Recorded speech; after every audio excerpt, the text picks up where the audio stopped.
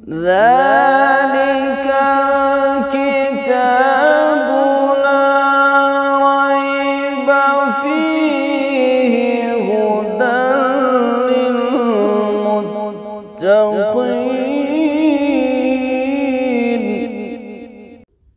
अस्सलामु अलैकुम व रहमतुल्लाहि व बरकातुहू।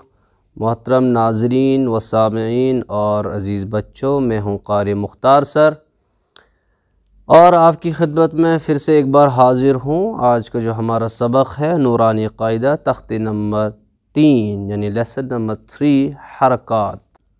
आज का लेसन शुरू करने से पहले कुछ चीज़ें समझना ज़रूरी है। पहली कि हरकात किससे कहते हैं, तो हरकात कहते हैं ज़बर ज़ेर पेश को।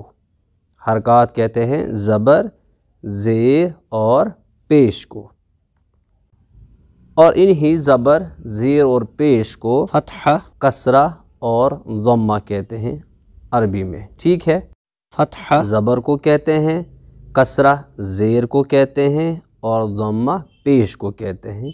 ये अरबी नाम है। अब देख लीजिए, सबसे पहले जैसे कि आप बोर्ड पर देख रहे हैं, इसको कहते हैं ज़बर। उसके बाद आप देख रहे हैं ज़ेर और उसके बाद पेश। ज़बर कहाँ होती है ये आपको समझना है।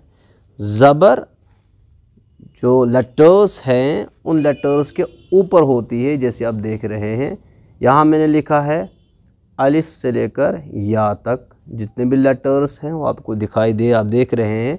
तो ज़बर कहते हैं जो ऊपर होती है, ये निशान, एक छोटी सी तिरछी लकीर, इस लकीर को कहते हैं ज़बर। और अगर यही लकीर, यही निशान लेटर्स के नीचे है तो उसको कहा जाता है ज़ेर यानी कसरा। और अगर ये निशान जो आप देख रहे हैं, ये आँख का जैसा निशान है, इसको कहते हैं पेश यानी ज़म्मा। ज़बर लेटर्स के ऊपर होती है और ज़ेर लेटर्स के नीचे होती है, और पेश भी ऊपर ही होता है बट उसकी शेप अलग होती है, जैसे कि आपने अभी देख लिया। तो चलिए, दूसरा पॉइंट जो आपको याद रखना है कि ज़बर ज़ेर और पेश को जल्दी पढ़ते हैं। ज़बर ज़ेर पेश को जल्दी पढ़ना होता है, खींचना नहीं होता है, लंबा करके नहीं पढ़ना होता है।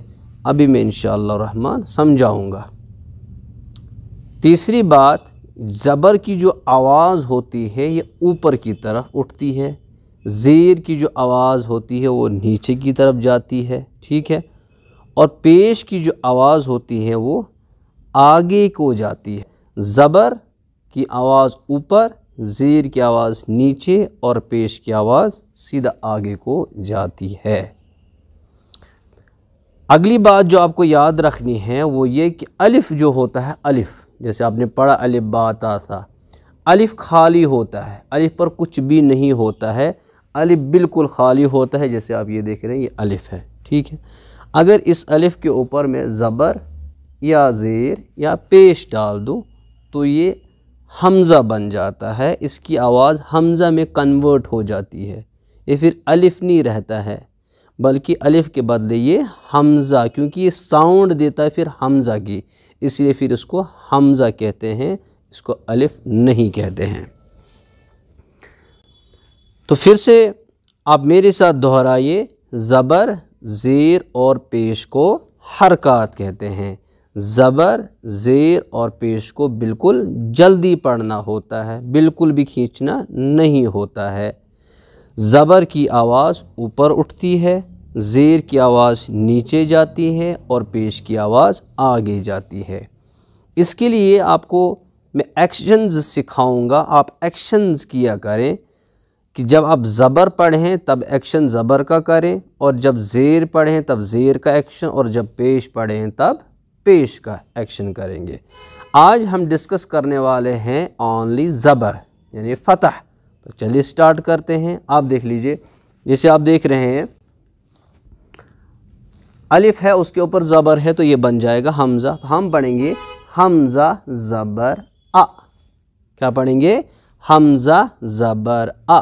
ऐसे बा ज़बर बा, ता ज़बर ता, सा ज़बर सा, जीम ज़बर जा, हा ज़बर हा, खो ज़बर खो, दाल ज़बर दा, ज़ाल ज़बर ज़ा, रो ज़बर रो, ज़ा ज़बर ज़ा, सीन ज़बर सा, शीन ज़बर शा, सौद ज़बर सौ, दो ज़बर दो, तो ज़बर तो, ज़ो ज़बर ज़ो, आइन ज़बर आ, गौइन ज़बर गौ, फ़ा ज़बर फ़ा, क़ाफ़ ज़बर क़ौ, काफ ज़बर का, लाम ज़बर ला, मीम ज़बर मा, नून ज़बर ना, वाव ज़बर वा, हा ज़बर हा, हमज़ा ज़बर आ और या ज़बर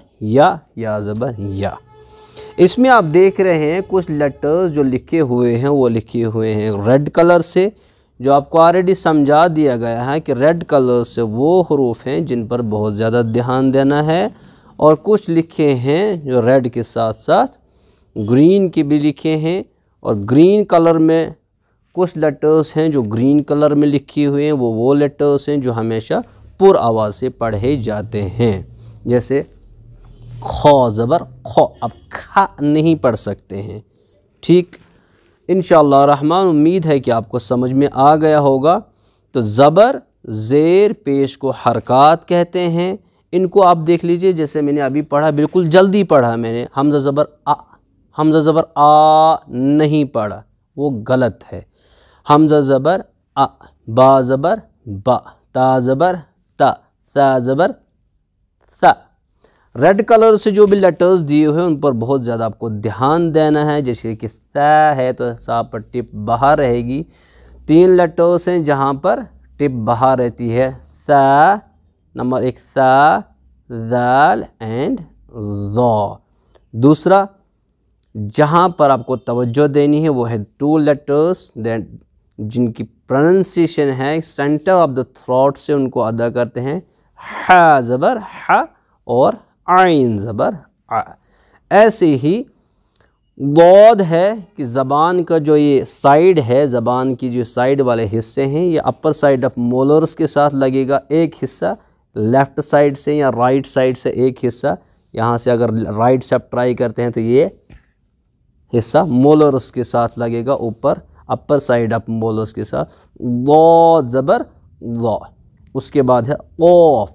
ऑफ को भी पूरा आवाज़ से भी पढ़ेंगे और roots of the tongue touch होनी चाहिए अपर साइड ऑफ माउथ से। ज़बान की जो रूट्स हैं, जड़ें हैं, वो अपर साइड ऑफ माउथ के साथ लगनी चाहिए। जैसे ऑफ ज़बर ओ।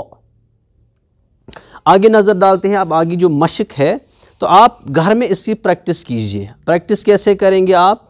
एक तो मैंने जैसे अभी पढ़ा हमज़ा ज़बर आ, बा ज़बर बा, ता ज़बर ता, इसको कहते हैं हिज्जे पढ़ना स्पेलिंग के साथ। जैसे आप पढ़ते हैं APPLE एप्पल, ऐसे ही पढ़ते। एप्पल जब आपने पढ़ा तो ऐसे APP करके पढ़ा आपने, APPLE एप्पल। ऐसे ये भी पढ़ना है। एक तो हमज़ा ज़बर आ, बा ज़बर बा, अब साउंड क्या निकली? आ बा। इसको कहते हैं रवानी पढ़ना।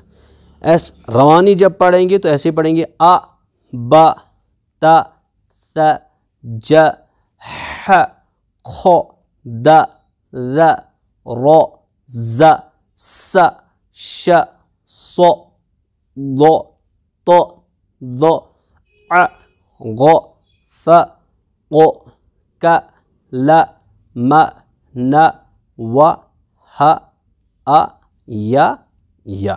कोशिश कीजिए जितना आपसे ज़्यादा जल्दी हो सके उतना ज़्यादा जल्दी इनको पढ़िए।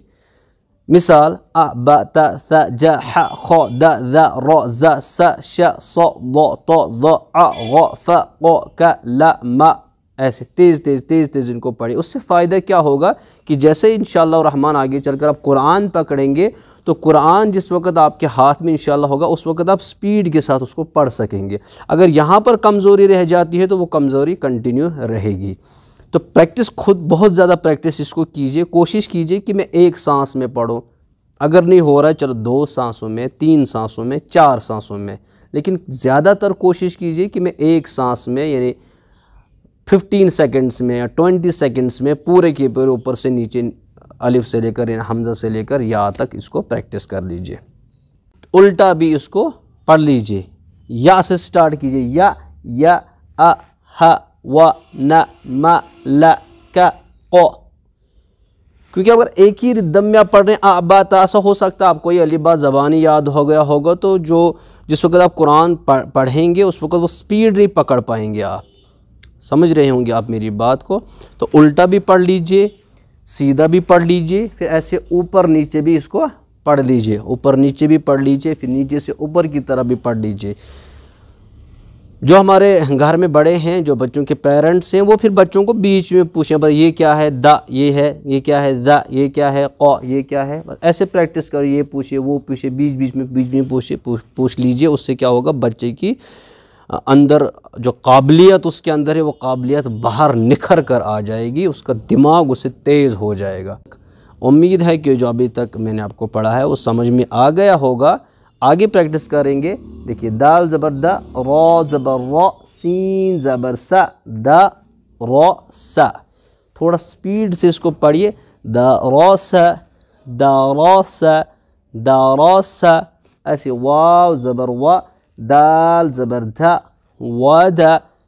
हिज्जे इसको कहते हैं। आइन ज़बर आ, वदा आ, आइन ज़बर आ, बा ज़बर बा, दाल ज़बर दा, अबदा, अबदा।